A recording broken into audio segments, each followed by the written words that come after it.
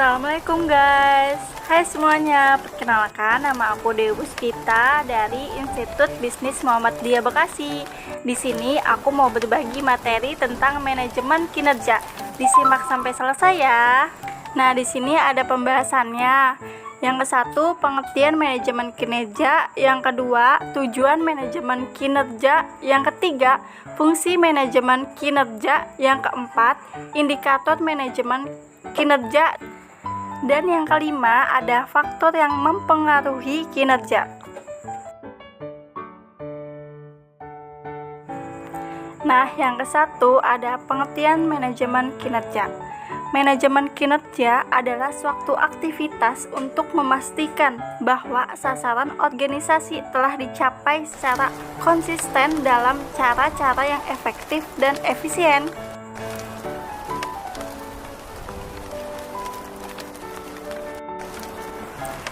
Yang kedua ialah tujuan manajemen kinerja.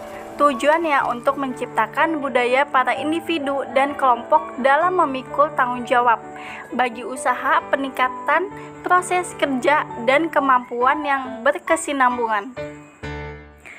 Selanjutnya, pembahasan yang ketiga, yaitu fungsi manajemen kinerja.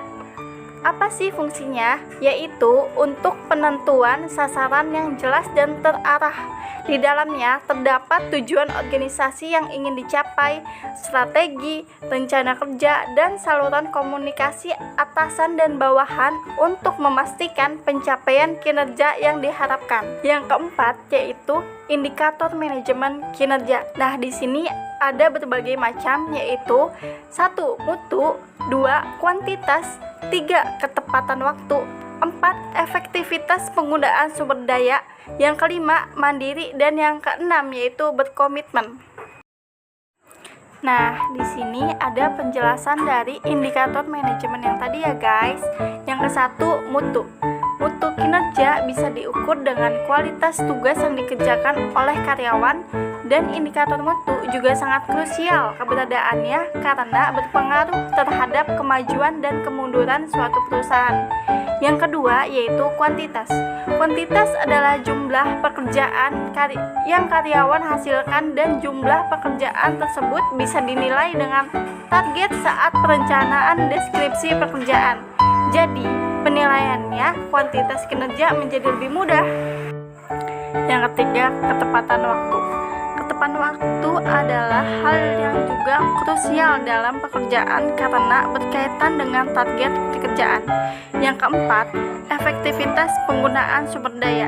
Apabila karyawan dalam sebuah perusahaan efektif menggunakan sumber daya manusia seperti uang, tenaga, teknologi, dan bahan baku, maka hasil kerja akan menjadi semakin baik.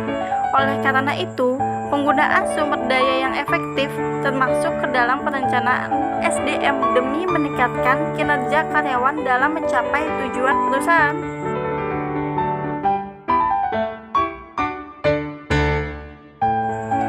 Yang kelima, mandiri. Sikap mandiri juga salah satu indikator kemampuan karyawan yang krusial dalam menilai kinerja karyawan. Meskipun kemandirian karyawan penting, bukan berarti harus menghilangkan kemampuan bekerja dalam tim yang baik ya guys. Dan yang terakhir yaitu berkomitmen. Berkomitmen adalah indikator yang juga penting karena bisa menentukan motivasi karyawan dalam bekerja.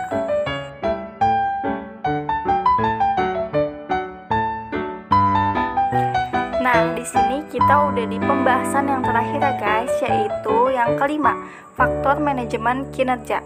Di antaranya adalah 1. Tempat kerja, 2. Lingkungan kerja, 3. Job desk pekerjaan, 4. Tanggung jawab, 5. Visi dan misi perusahaan, 6. Budaya organisasi, 7.